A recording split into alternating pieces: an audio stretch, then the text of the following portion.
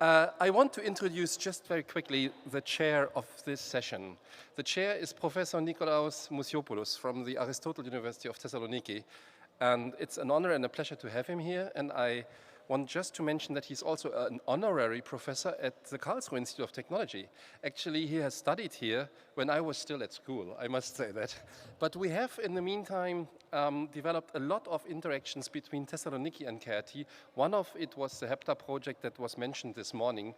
I must also mention that he has been a pioneer in European collaboration already in the 80s and 90s.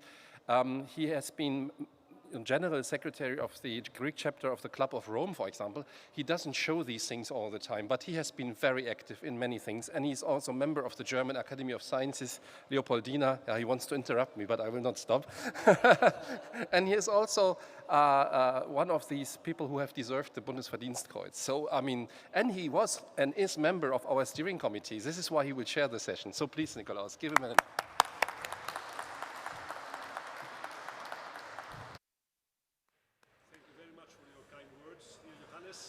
It's a pleasure for me always to be in Karlsruhe, and especially to chair this important session on natural-based solutions. We have two distinguished colleagues. I would like to introduce the first is Matthias Wantzen, professor at the University of Strasbourg, ecology professor, and he's also UNESCO chair on river culture. So it's my pleasure, Matthias. The floor is yours. Please, we are wishing to discuss with you, therefore please leave us 5 minutes or something like that at the end for discussion. Okay. Thank you. Yeah, thank you very much, ladies and gentlemen. I would like to talk about water and sustainability, transformation or disruption. To begin with, you should imagine that all the water of this planet would fit in one glass. Now I pour out all the water that is not lakes, rivers and streams. And you say stop when you think that I am finished, when only the water that we are dealing with at surface waters and so on is remaining. Yeah. That's it. So if it was 1 liter, it would be 0.05 milliliter, which is more or less what is left now in this glass. And that is what we are dealing with when we are discussing about water and sustainability. So the largest part of the water is not immediately available for use or for supporting terrestrial and freshwater ecosystems.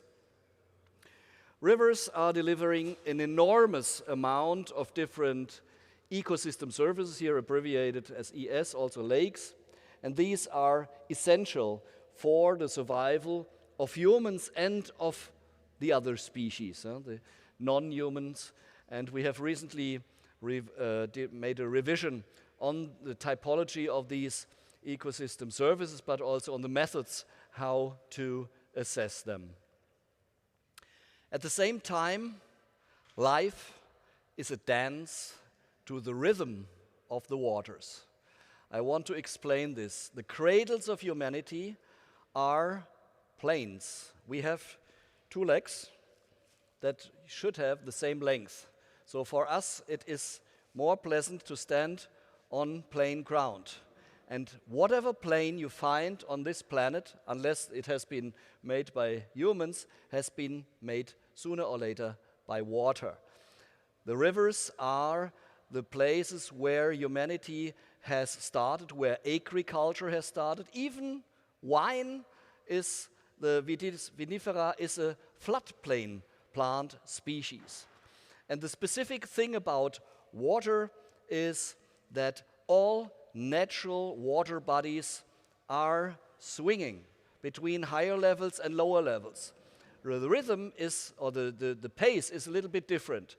So in the case of marine systems, of course, you have this daily rhythms. We have streams that have a preferential flood period, in the springtime, for instance. And the interesting thing about these rhythms, even groundwater is swinging. The interesting thing about these rhythms is that they are never the same. They are every year slightly different. In biological terms and in cultural terms, this means that a certain set of strategies is favored in one year, and in the next year, others are living a little bit better, but the first group will still survive. And these rhythms are not only varying between years, but also in longer time periods. Here on the right side, you have the Rio Paraguay 100 years record, and I can tell you, I know the Paraguay quite well. It hasn't been 2 consecutive years that were the same. So you see it in the plants, for example, the floodplain meadows. One year they are blue, next year they are yellow from different flowers. And this variation to a theme is also important for our culture. So if you listen to music like Bach's Goldberg-Variationen, then you know what I mean with this variable, never boring rhythm because of this variation to a theme. And this, in the case of rivers, we have a pulsing hydrology that has a specific timing for habitat and resource dynamics. And this opens the field for windows of opportunity, which are resources, the manna that falls from the sky, but in this case it's brought by the flood, and the risks that need to be avoided. And biological species, and human actually are, we are animals, cultural dynamics are reacting to these windows of opportunity and the risks that have to be avoided. For example, we have this flood rhythm providing fish for fisheries or space for drawdown agriculture.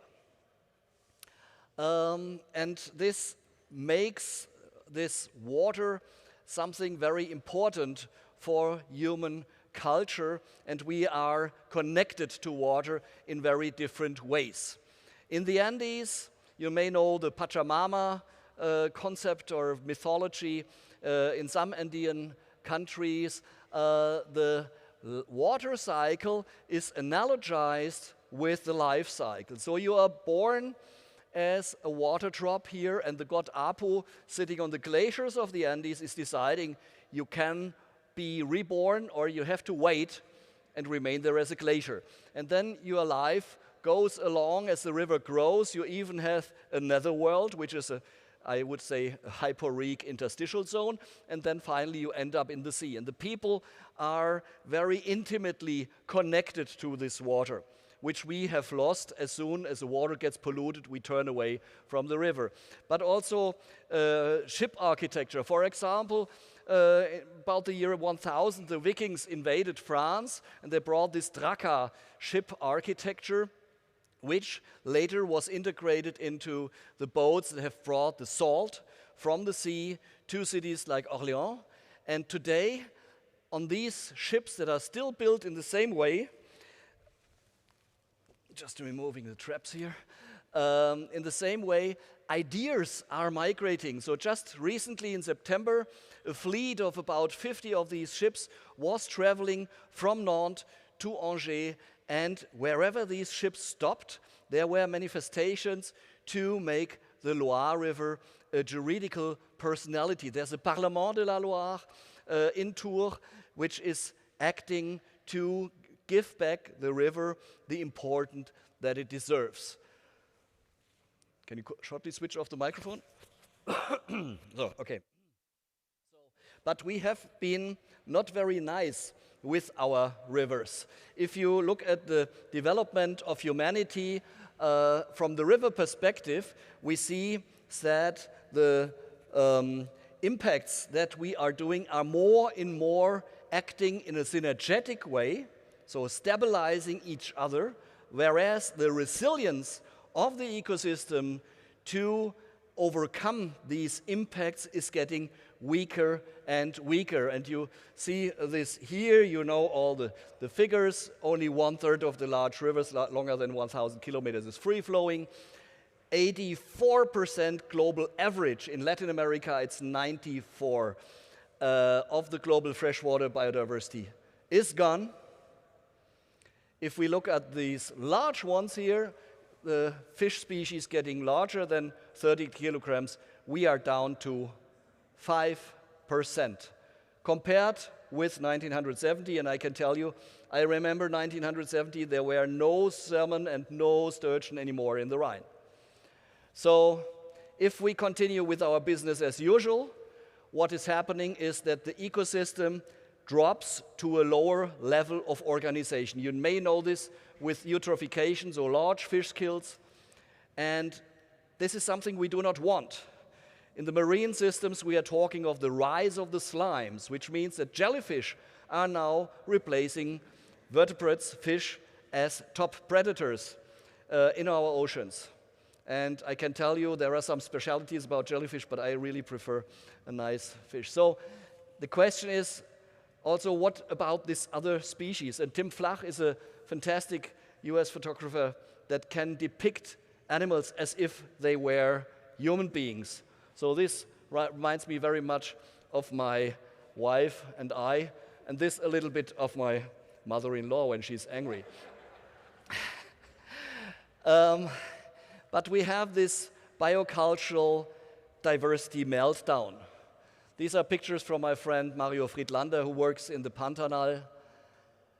We have certain species traits among biological species, and if you carry one of these characteristics in your life strategy, you're out. Mammals larger than a mouse have a high risk to be eliminated unless you are Homo sapiens or our friends. Madame Boetius has already mentioned this. We and our friends, so the cattle, the sheep and the goats and whatsoever, chicken, we are outweighing the other species, vertebrates on Earth 7 times. This is just incredible. But the same is true for the cultural diversity. So if you depend on a well-working nature, if you are having a traditional use or any kind of culture that has a longer life cycle, for example, I have to learn for about 10 years how to build a good drum with different pieces of wood and so on, then this technique is doomed to be extinct. The only good indicator for cultural diversity which has been standardized so far are languages, and we see very clearly this connectivity between biological and cultural diversity, where languages are dying off, biodiversity is going down. If you look at these two maps, it's an old one from 2010, but it's for me one of the best way how to depict the problems that we are running into. This here is incident water security threat, and this is incident biodiversity threat. You can go to the pages of Hong Kong University. David Dutchen has all the data on the river crisis data set. You see the origins of these two maps are totally different, but the result is the same. So it's not just an ethical question to maintain biodiversity, it is also about ourselves. So may I now serve the catastrophes that you ordered in the past 100 years? The water cycle, in German Kreislauf, and excuse me the wordplay, Kreislaufstörungen. We are disrupting the water cycle by damming, by withdrawal, by sealing, by heating, and by mostly fragmentation and others. This is a big problem, and this has nothing to do anymore with this Pachamama and the water cycle that is so important for our lives. We are cutting this water cycle either in a horizontal way. Here you see the Tibetan Plateau, which is the mother of all big Central Asian rivers. And unfortunately, there are conflicts upstream, downstream, and these are all nuclear powers: China, Pakistan, India. So here is a story about the Jalgaontangbo, which you may know as Brahmaputra in India and Bangladesh, where Chinese government has at high speed constructed dams which are now causing territorial conflicts between China and India. Not to talk about the dams on the Mekong that are leaving in numbers 1% of the sediments that are coming down, and these are the fertile sediments on which 60 million people are depending as protein source. And we cut it also in a horizontal way. Obaid, Afghan student of mine, has analyzed water supply in Kabul, and it is getting worse and worse, and the water is getting colder and colder, which means we are getting deeper and deeper, trying to take the last groundwater that has a renewal time of several thousand years. What are future generations, what will they tell us if they know that we have taken up their water? Or above the water surface, the flying rivers in Amazonia, Carlos Nobre and the team of INPE, which is the NASA of Brazil, they have calculated another 5 to 7% more deforestation, and the flying rivers, which is the water, the evapotranspiration coming from the Amazon rainforest, will not provide enough rain anymore to sustain rainforest. No rainforest without rain. Quite logically, it will change into a savanna, and temperature predictions with climate change are tremendous. Have you ever encountered 50 degrees centigrade? I can tell you it's not so nice. You see the raindrops falling, and more or less at the height of this ceiling here, they are evaporating because the heat mirrored from the asphalt is just boiling them. It's like in the sauna when the guy comes and pours some water on these hot stones. We recently produced a Nature paper about the fragmentation of streams in Europe, so far the most detailed analysis, with 1.1 million obstacles to flow, out of which 10% could be immediately removed without anything because they are obsolete. We have this Mediterraneization of Europe. The problems or the climatical issues that we are having in the southern countries are now migrating north. Streams near Berlin in Brandenburg that have been recorded for the last 250 years, and where perennial rivers are now starting to stop flowing in summer. So this is a big problem, and we have these urban heat islands. Well, of course, this is a joke. The Eiffel Tower was not melting, but the sad story behind it. In 2019, we had a surplus mortality of 25% of elder people due to these heat waves. And this heat wave is just, the tip of the iceberg. We had a meeting about wine production in Europe and climate change, organized by my colleague Isabella Jeunesse.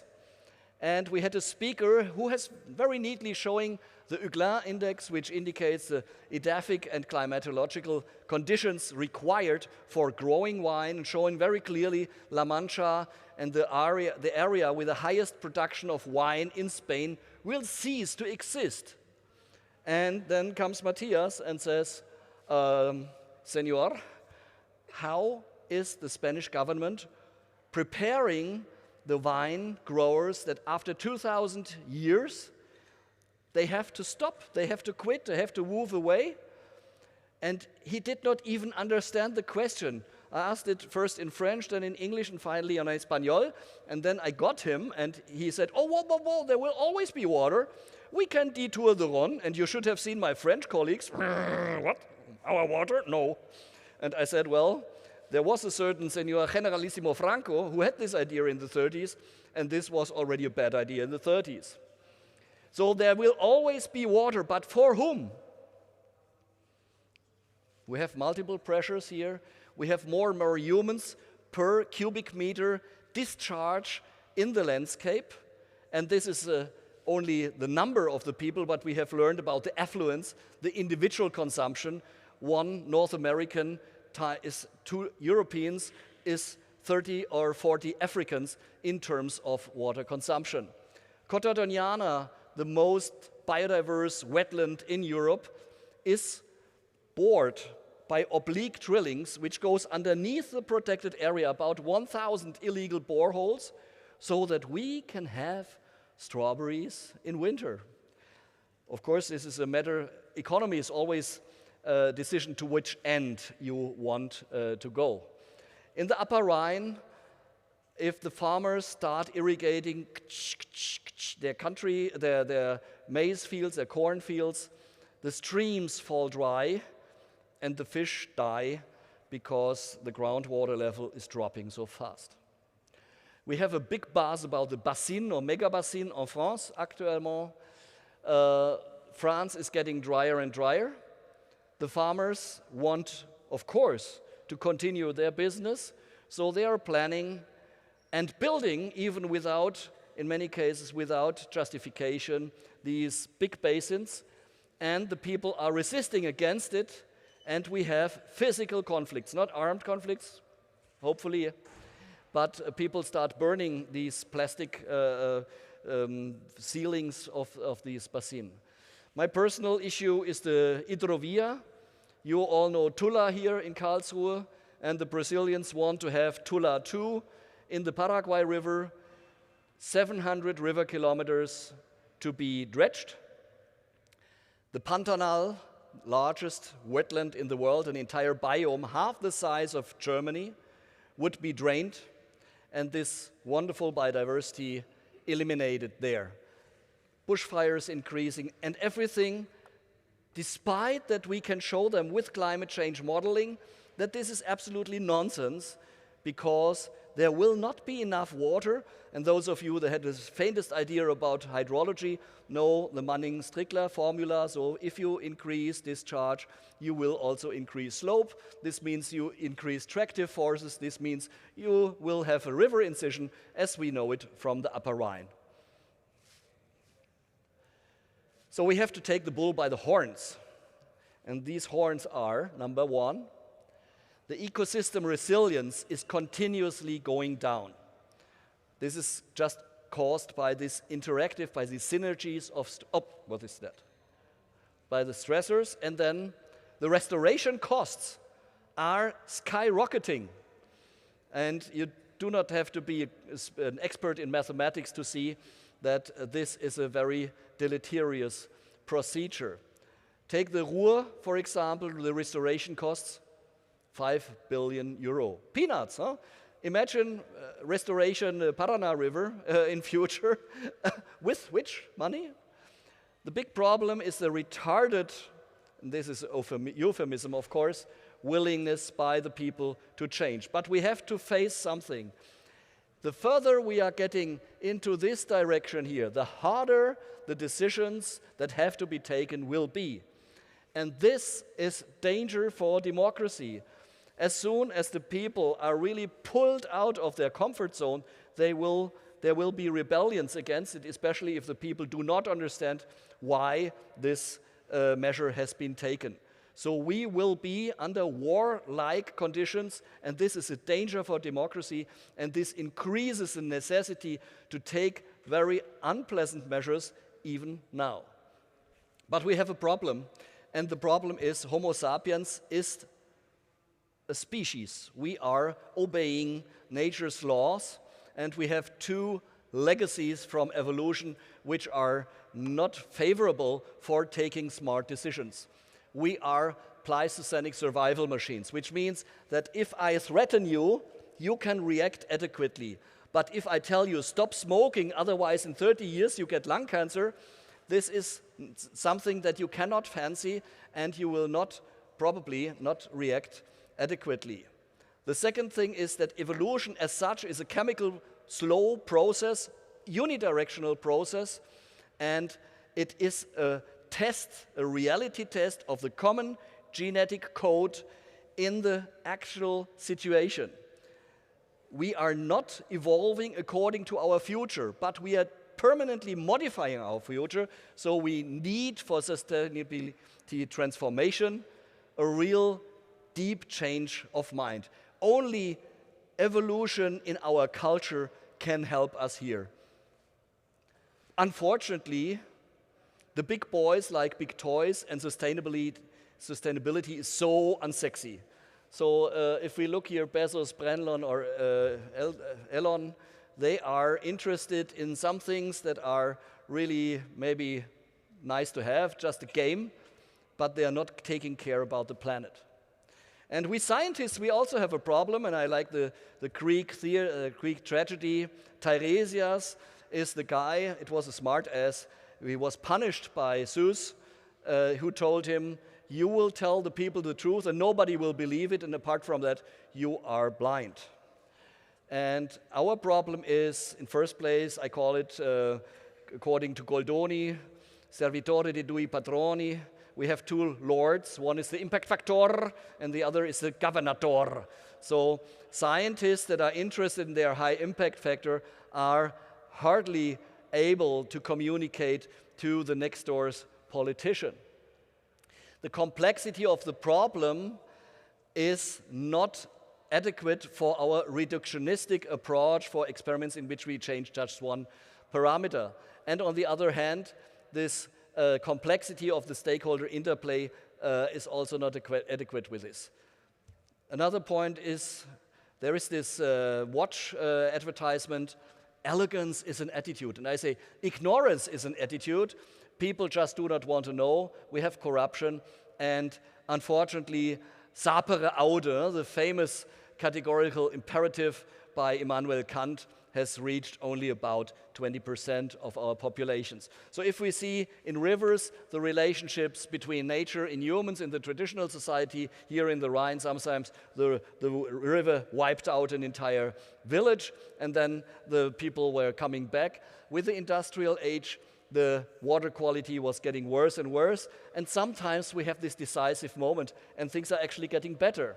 But most people remain in this status which Thomas von Aquin called acedia.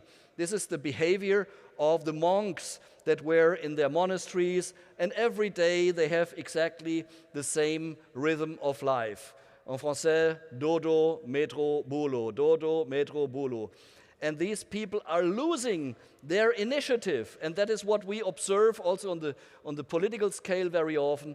They just do not want to hear. And sometimes there is this boom, this big bang that is waking us up. And it's ironic that a chemical spill accident in 1986 has had the biggest positive effect on the water quality of the Rhine. Until that date, the International Commission of the Rhine was unable to convince the member states to make joint treaties. Then 1992, we had a catastrophic flood. Cologne was inundated. Yoo-hoo! Now we have a joint warning system for inundations. But do we need always this big slam into our face? Hopefully not, because sometimes we will not stand it, because the catastrophe will be much worse than Sandoz. So my idea, instead of pulling, we rather push or pull the people, for example, telling them it's fun to live with water. And my concept, this river culture concept, is about learn sustainability from nature, learn from the river, live with the river, and nudge and care. And this means floods are not actually a disaster unless you're building your house in a high-risk zone. And we can use the advantage. It's a resource that we can build upon, and practically all traditional cultures in humanity have done that. We can have a better quality of life through a better, healthier nature. We can learn from the experience of humans or from non-humans. We are analyzing currently species traits, how animals adapt to flood and drought in order to integrate this into human flood and drought management, and largely bassin de responsabilité. We should really adopt this principle as we have it in the French Agence de l'eau, a basin-wide committee to manage, but not only the water, but also agriculture and all kind of land use, because whatever we do in the catchment, it ends up in the river or lake. And I asked people all over the world to write a book chapter for me. We had a conference in Wuhan just before Corona, and I could invite about 30 teams of scientists. Oh, sorry. And they have answered. You can flash this a little bit later. And these people have been showing how people are living with this rhythm of the waters, but also what are the threats to their biocultural diversity and what can be done against it. And to bring 900 pages of book onto one slide, I can say we have similar drivers, but different dynamics of the deterioration of the biocultural diversity. The tipping points are approaching very fast, very often within one generation, especially with plastic. Plastic is destroying currently river culture in Africa. I have a PhD student in Congo, in Kinshasa, who has shown this very clearly. The river awareness, on the other hand, can help to bend the curve, and there is no return to good old times, but we have to see how the wheel is spinning and what we can do. And climate change can be an efficient driver of action, but please do not repeat the mistakes we are currently doing in Germany to build up houses, to finance only reconstruction. If you build next to the Ahr River again, how can you do that? We need interdisciplinarity.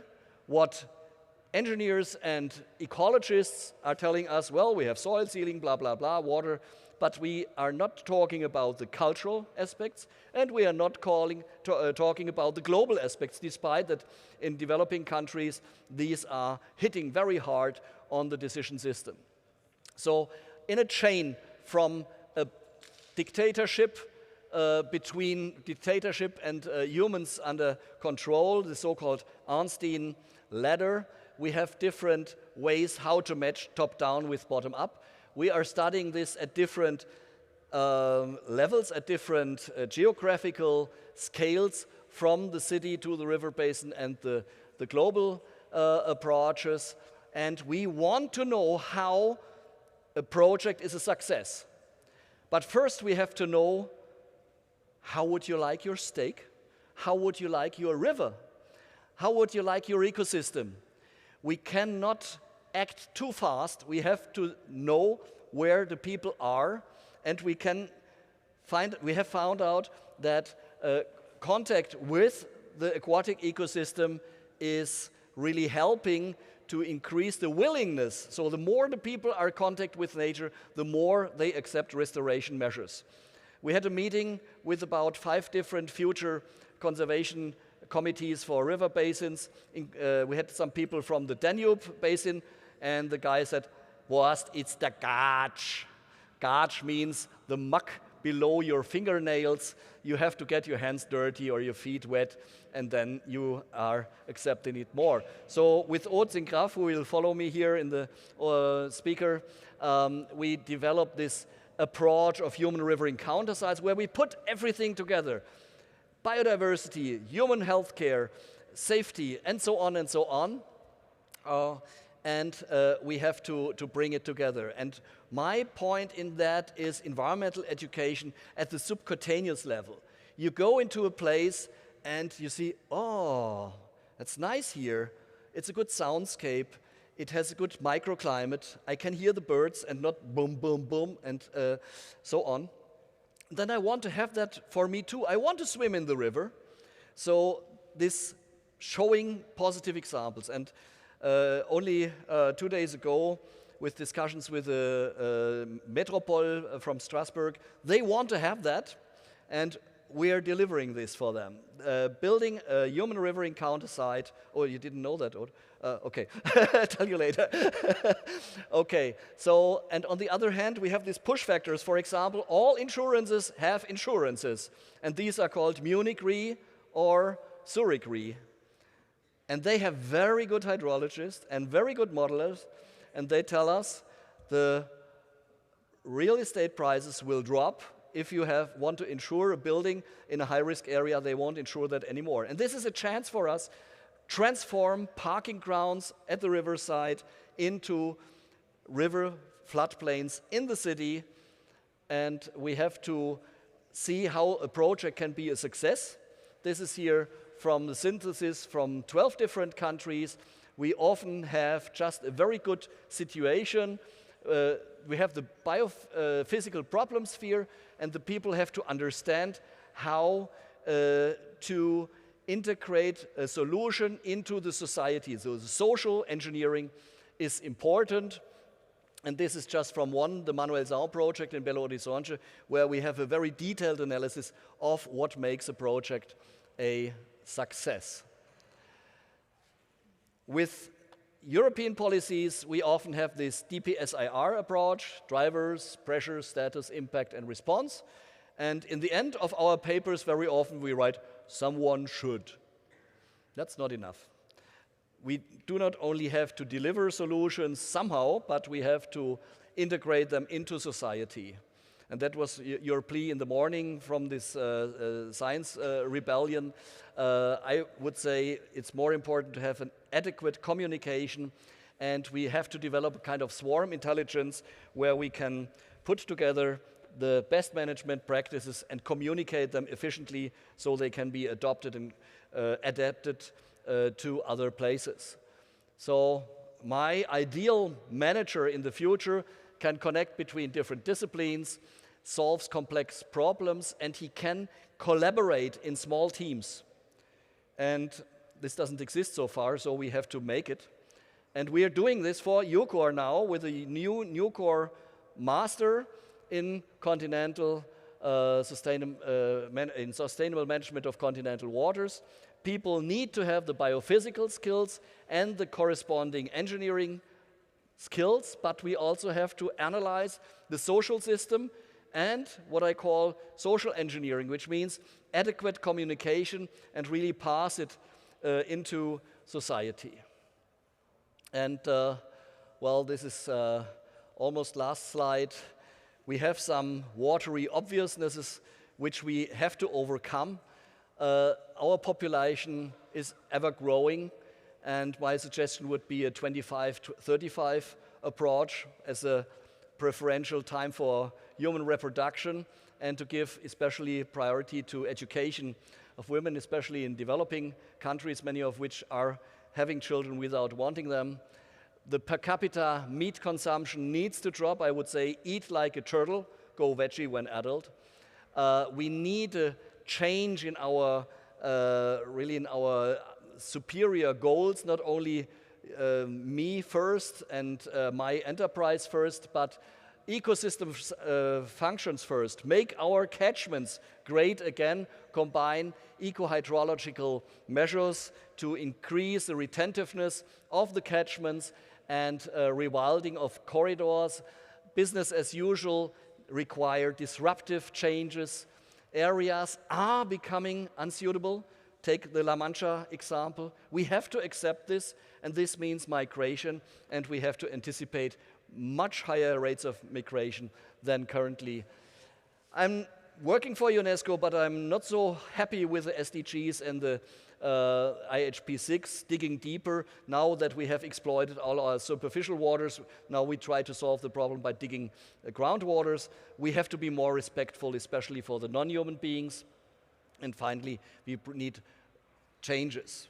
Sometimes they can be done by transformations. Sometimes we may have to quit certain attitudes. We do not need certain things. And we had a meeting with the EEA, the European Environmental Agency, recently, and I said, you should really come up with a kind of indicator system of impact versus obsolescence, and the most impactful and the most obsolete attitudes or practices should be abandoned.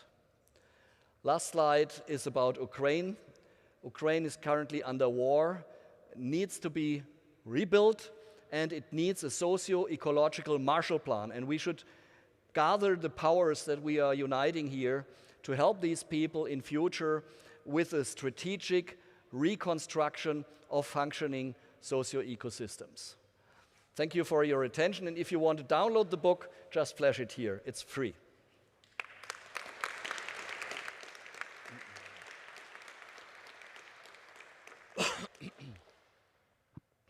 Thank you very much, dear Matthias, for a very inspiring speech. We have a few minutes for discussion. I can imagine that there will be a few questions. Yes, please. Take a drop of water before. I can start. It was such a nice talk. I really absorbed everything. My question would be, how do you implement everything that you were talking about? So you were saying, yes, communication. We need better science communication. But is this enough at a fast enough speed? Do you have any other strategies in mind? Well, I do not want to do this, and I cannot do this on my own. I'm trying to teach people how to do it, and I'm learning with practitioners. We have been interviewing so many people in so many different, these are the citations that I'm showing, stakeholders, managers that were successful. Look, International Commission for the Protection of the Rhine, look at the Mission Val de Loire, look at the Comité for the Dordogne River. People that are powerless. They have no way to say, you do this, you do that. But they're drinking a lot of coffee with many, many different people. You have to be really reiterative in your contact searching and widening up the system. And you have to have the stamina to stand and to really to sustain. That's also sustainability, to sustain all these debates and discussions. In the case of the lowering of an important dam in a salmon hatchery area, not hatchery, in an oviposition area, it took 15 years, the debate, and today we have a dam that is 1/3 the height, still produces 80% of the power, and it has gates that open entirely during the salmon migration. So this would be a kind of solution that is feasible, and we have to learn more from success. The problem is that we have a very bad documentation of these projects. Engineering bureaus, they are not, for them it's not mandatory, and very often they do not want to sell their success story because they want to apply the same methodology when they have the next contract. So we have to get this out, and we have to push this into big data banks, but we have seen even with European projects, we have very, very bad documentation about success and about failure. We're currently just publishing an article about failure of a project in the city of Tours, where the people were asked, how do you like your rivers? And there were several proposals, but in the end, none of the project has been accepted, and we analyze why. So not only success stories, but also learning from failures to fail better, to speak with Samuel Beckett. Yes, please. Thank you so much for your talk. Same, was really inspired, especially the link between nature and culture and diversity being important in both.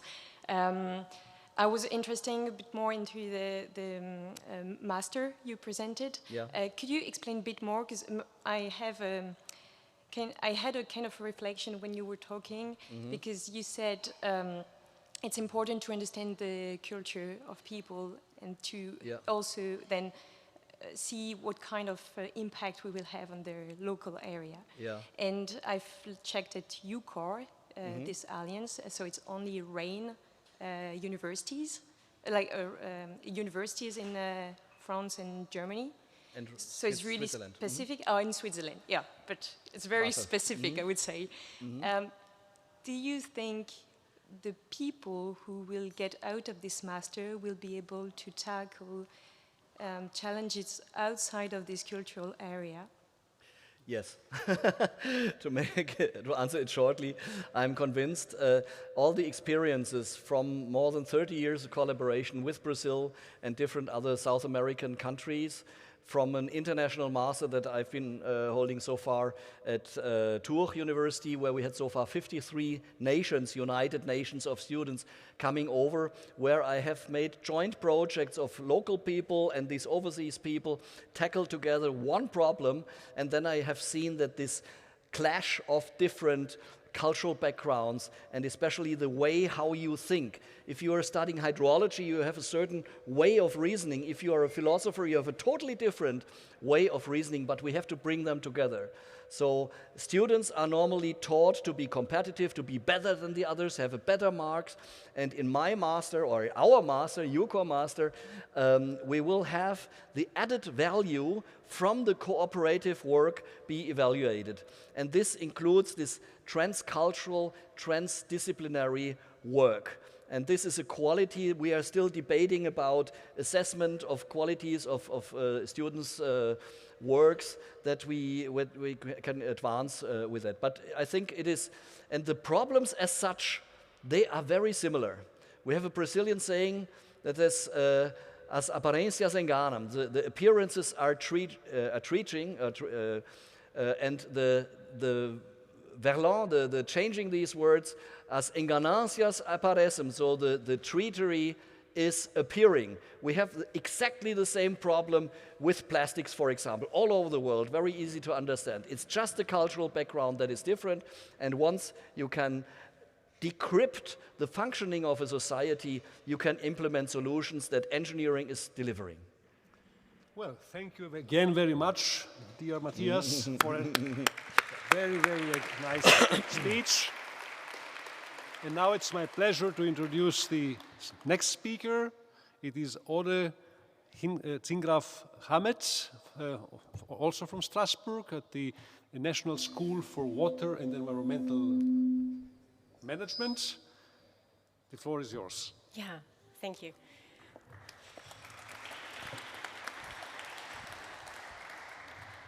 Yeah.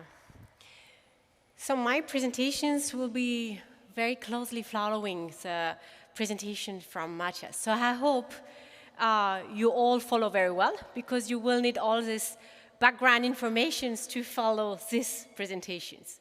I will speak about a very specific topic. It is the management of river in phase to flood risk, okay? And my presentation is entitled Blue Nature-Based Solutions Performance. Can we believe it? And you will have the answer to these questions at the end of my presentations. So, as Professor Wantzen already explained it, and I hope you all got the message, rivers are crucial for biodiversity. Not just because they are an ecosystem, but because they are, water is life, and because of the flood pools concept, we have this mosaic of habitat that create an incredible biodiversity along the rivers. The rivers are also corridor between sea and to the source in the mountain, okay? So the full landscape is covered by rivers. But as Professor Wantzen also said, rivers are also crucial for society. Why is that? Because it provides so many ecosystem services.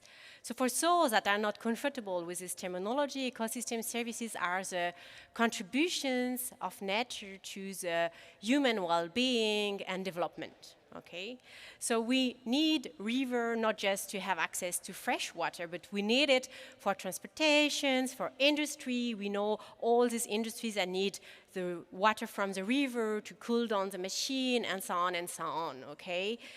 Rivers are also social corridor, where you have the cultural corridor going from one society to another's, and it gives us a sense of place. If we think to the Seine in Paris, for example, or to the Mississippi River here, you have a sense of the place because of the river. And because this river offers so much ecosystem services, we are, as society, attracted by it. And we settle very close to the freshwater bodies, meaning that we have over 70% of the world populations that live along a surface freshwater body, river and lake. If you look at this picture, it might be, very peaceful. It's actually the Isar River in Munich, for those that are familiar with the big city. But if you look at this area, few weeks after, you have a totally different landscape, because the river gives so much but they can also be the more dangerous ecosystem for us. Flood is one of the most damaging natural hazards we have to face. So I give here a few numbers to give you an idea how damaging are actually, or damaging could be the river if we settle too close to them. So we have 1/5 of the global populations that is actually living into the, within the 100-year floodplain, meaning that they could be, very likely they will be at some point, sooner or later, maybe sooner than later, they will be damaged by flooding, okay? We have a huge part of the global economy that is settled in this 100-year floodplain. And if we look only at damages in 1 year, in 2021, we see that we have over 82 billion losses. And we have to remember that only a quarter of it is insured. So it's pure loss. Okay? So we need, for sure, to find a strategy to deal with this risk. And the strategy we had in the past is a strategy we well know to face a conflict, a threat, is to build fortresses. So we used everywhere on Earth this concept of the fortresses to protect ourselves against the flood. So these solutions are fantastic if we look at the capacity to build the solutions that have been designed, but they are perhaps protecting us against something, but we can do nothing else with it. They are just one functions. And they have indeed numerous negative effects. So we speak about problem with biodiversity, okay? It's one thing. Professor Wantzen speaks also about water insecurity caused by transformations of the river system. But there is also the one thing we wanted to avoid, it is expositions to the risk, which is actually increased through this grey infrastructure. Why that? Because we think we are secured behind these fortresses, and we forgot that these fortresses have limitations and major limitations. They are designed only to catch a certain quantity of water, okay? Our engineers are very good. We give them the order, okay, you have to protect us against a 100-year flood or 200-year flood. But at some point, it will be a flood that is over that. And this is only if we are in a fixed environment. And we know that we are not in a fixed environment. We have things changing all the time. Climate change is one thing, urbanization is another thing, meaning that the water system is also changing. With urbanizations, we increase the runoff. So we increase the quantity of water that are in the river. So what we were assuming to be the 100-year flood is no longer the 100-year flood, because we see the 100-year flood is coming almost every 2 years. So it's no more a 100-year flood. Other limitations in that we have this structure with our fixed. They cannot adapt to this changing environment. So we need to invest a lot of money to make them evolve every 10, 20 years, besides the management cost that we are supposed to have anyway. So we are actually not satisfied about these solutions we had, and we are looking for a new one. And looking for other strategy, we got inspirations from cases that try another way. Another way, as for example, the Sacramento River Flood Protection Project, which is quite old, 100 years. And I will present two of these examples. The first one is the Yellow Pass at the Sacramento River. So Sacramento River in the US, in California.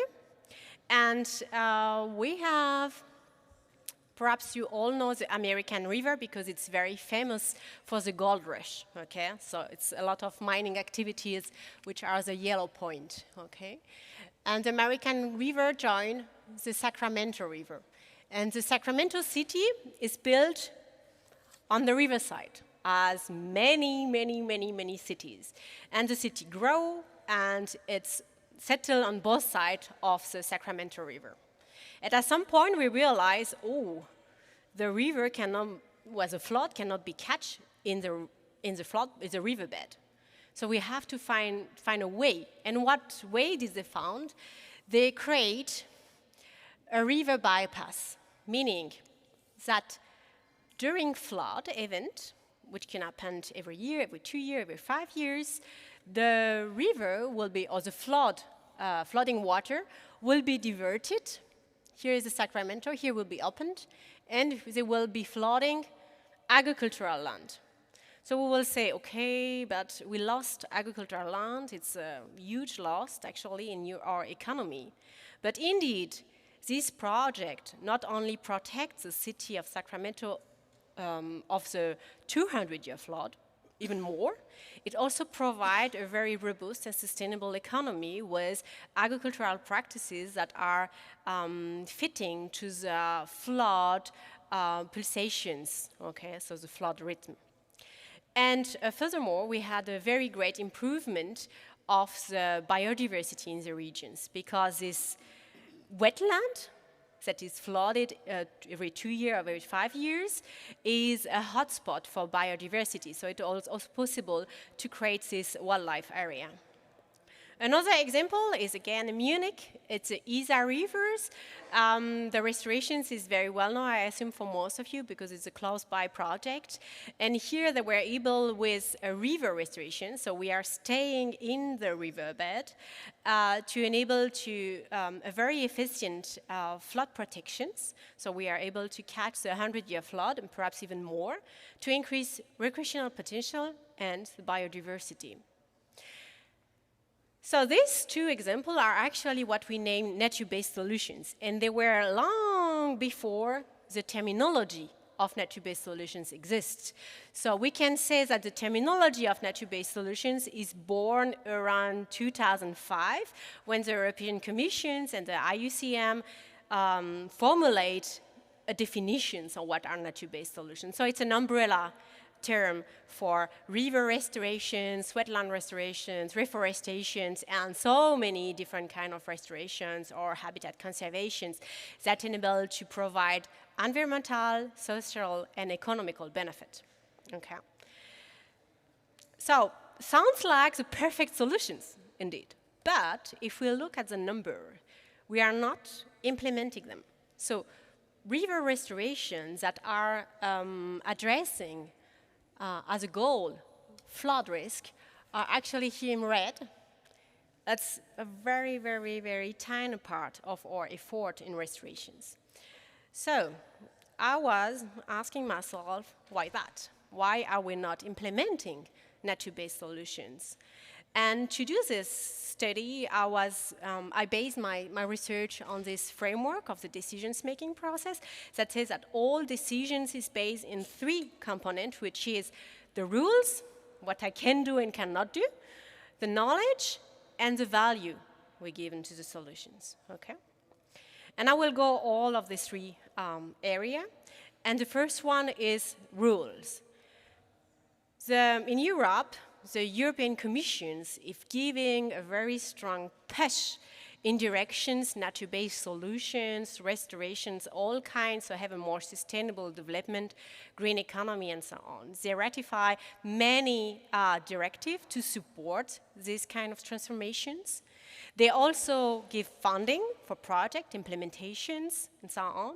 And they are supporting research in these directions with many funding programs for research.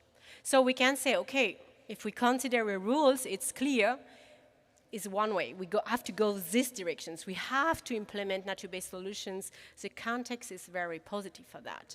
But if we go more deeply, you will see that there is conflict in these rules. As for example, here I take the Habitat Directive. It's very surprising that the Habitat Directive, which is for nature conservation, is conflicting actually with nature-based solutions. Why is that? I take this example, which is also at the Isar River, we have the Isar River, which have been regulated. So it should be actually a braided river in this area with large gravel bar. So the restorations will say, okay, we will recover this gravel bar, make more dynamic, and we have more space for flooding. Okay. The problem is that this area evolved in the last 15 years, where the water was not more able to reach this area. So it's developed from gravel bar to a dry meadow, holding orchids flowers. And orchids flowers are protected by law, by the Habitat Directive, meaning that we cannot restore this area because we have these orchids that in the first place should not be there. So here is an example where rules might not be always work as a positive effect, okay? So I put a plus and a little minus, okay? Now we go for the knowledge, and the knowledge will be a longer part because as scientists we might be very interested in this part. So I was thinking, okay, which kind of knowledge is still missing, where scientists can produce actually knowledge? And I was really surprised to see that we are quite bad producing information on knowledge about the risk and the performance of the solutions. And why is that? Because Professor Wantzen told us before, it is a very, very, very complex system, and even us scientists have to go out of our comfort zone. We have to work with different science, different area of science we are not comfortable with, okay? So this multidisciplinary is an aspect, but slow down. We could take every single point and try to agglomerate them. And it is actually the current strategy. So we are looking at different ecosystem services. Here is one, is CO2 sequestrations, and we make an assessment. So for example, here we can see that in natural river sections is also the Isar River. We have a very good CO2 sequestrations, and in more urbanized and corrected river stretch, we have a very bad CO2 sequestrations, okay?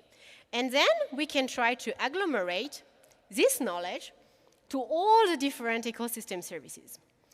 The problem is the questions, well, which ecosystem services? There's so much that we will miss some of them, for sure. So we have two approaches. The first one is to say, okay, we name a standardized list, a list for every single nature-based solutions. We go the list through, and we work every single point.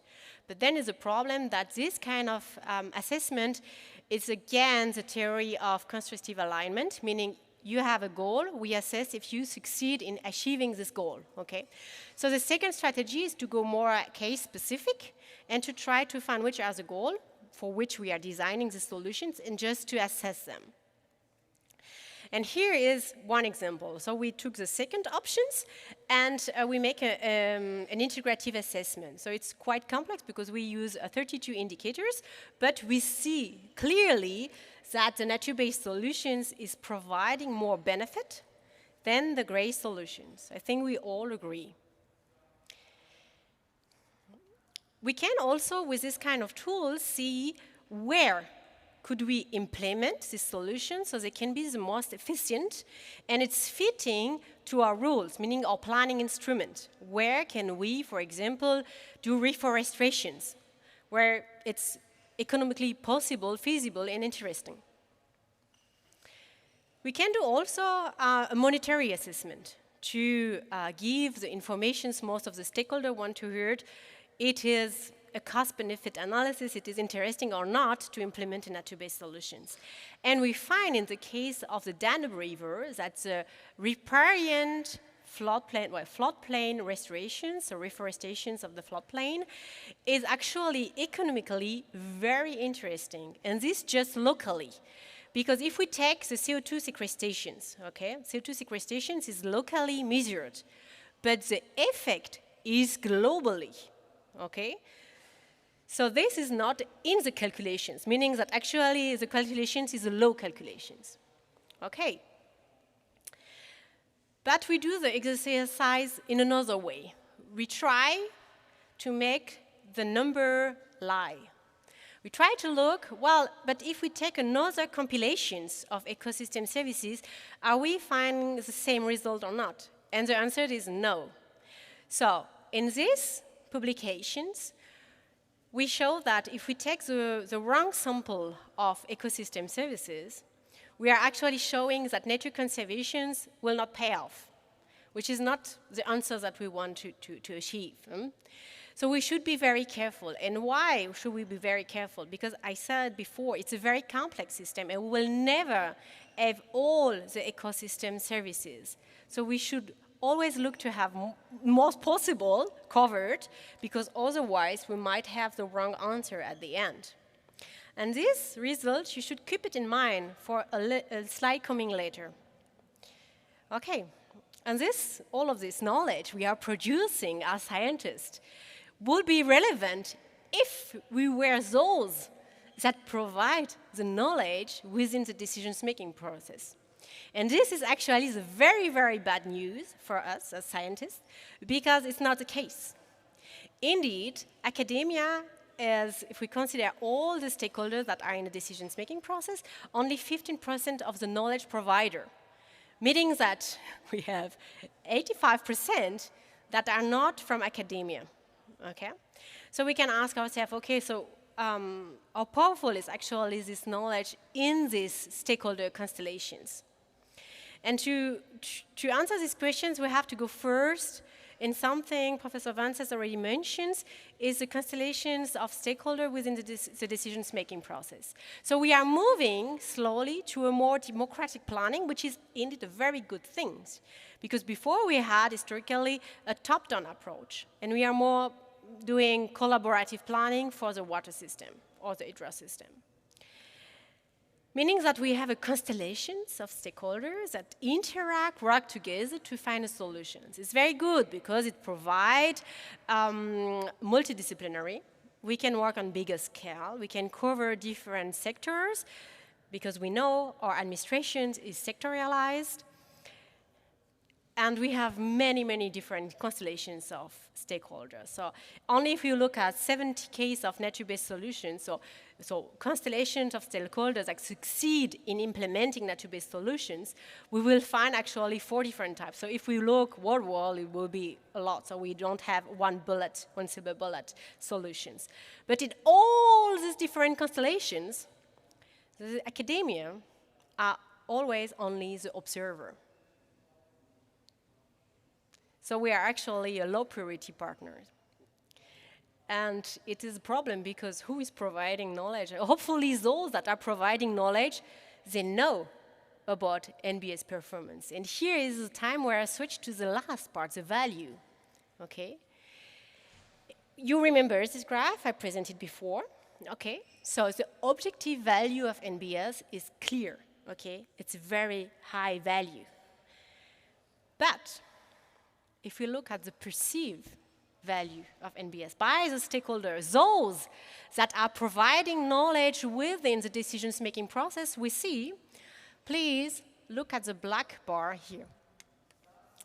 The gray solutions is very good to address flood risk. But nature-based solutions is very bad at it. And it's wrong. It's wrong because we saw it before in the other graph. Here, simplify. Both solutions, the red one and the gray one, are addressing the risk in the same way. Both are efficient for the 100-year flood. The nature-based solutions may even be more efficient because they have this resilience that gray solutions don't have. But for the other parameters, they are far beyond that. So the perception is wrong, meaning that those that are providing knowledge within the decision-making process are actually not knowing. They are believing, and they are believing in something wrong. So here is a problem. So perhaps it's answer part of your questions you had before. And in 2013, the professor in hydraulic engineering in Germany wrote an opinion later. And they say that if we want to change, if change have to happen, it's a problem of willingness. The technology, the knowledge, how we do it is here. But the real question is, do we want really to change? Do we believe in this change? So the conclusions of my presentations is that we are actually in decisions-making constellations where we have a problem with the value, because we are not in a rational decisions-making process based on knowledge, not science-based decisions-making process. And in some cases, we succeed in implementing nature-based solutions, and most of the time, it's because of what we name a national hero. It is this one stakeholder then carry the willingness to implement. And most of the time is not because he know or she know about the performance, but because it believe in it. So the questions, I will finish my presentations with that, is how can we as a scientist transfer the knowledge we have to the decisions-making process? Which path takes the knowledge? Because it's not in publishing and in nature and the science and whatever that we will reach the stakeholder. It's some other path, and we still need to find them, obviously. So answer, don't know yet. Thank you very much.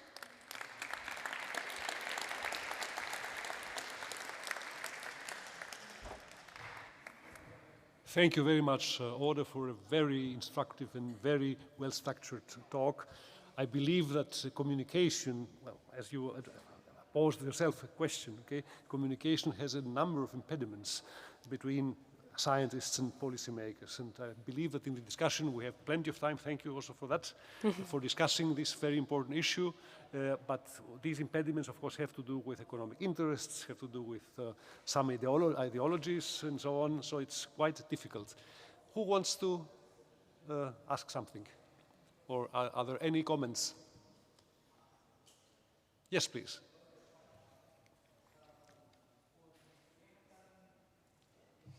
Yeah, thank you very much for this very interesting talk.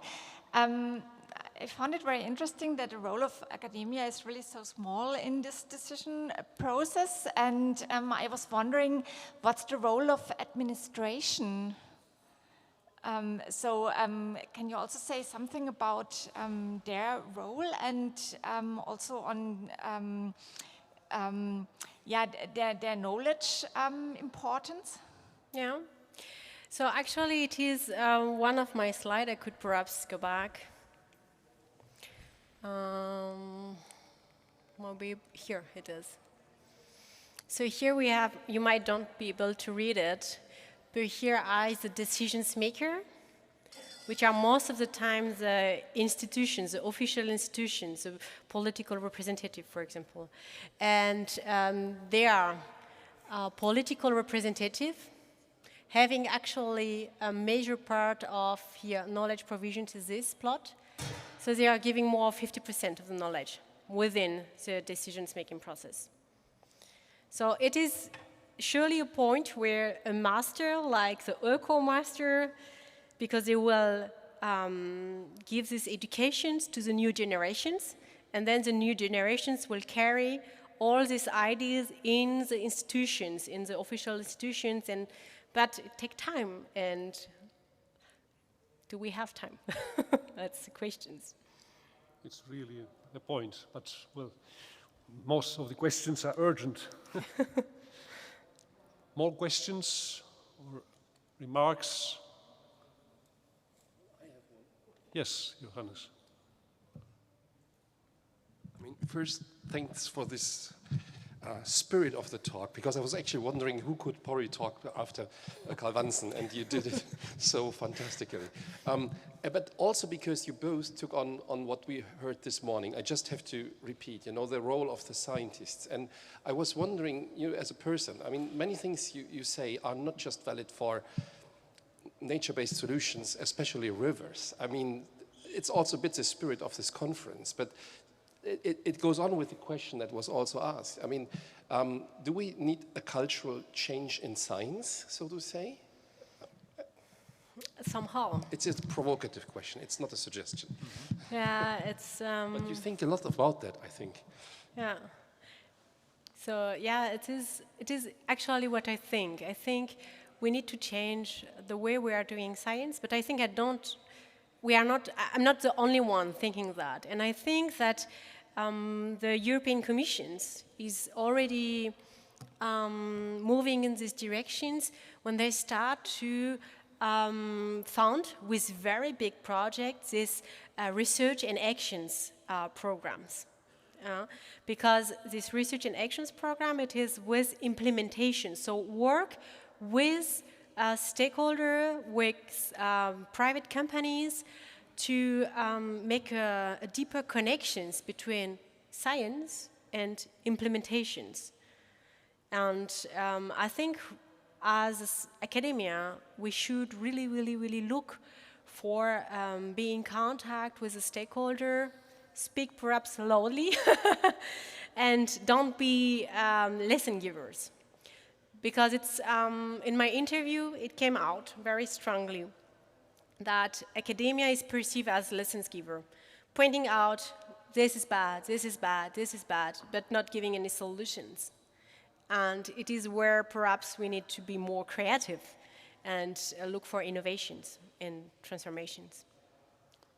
Before passing to the next two questions, first you and then you, actually the scientists should not be esoteric. I believe the changing culture should be, scientists should touch a little the sentiment of the people, and therefore, I mean, we need really a cultural change. But we have two more questions, and then we go to coffee. Hello. Hi. I really like both of your contributions because it speaks very well to the talk that we had, and it's mainly linked with my work. I work with my master thesis with... Well catch. My master thesis was on perception of residents and the approach of scientists, and if those scientists, they give back, return their results of research to the subjects of research.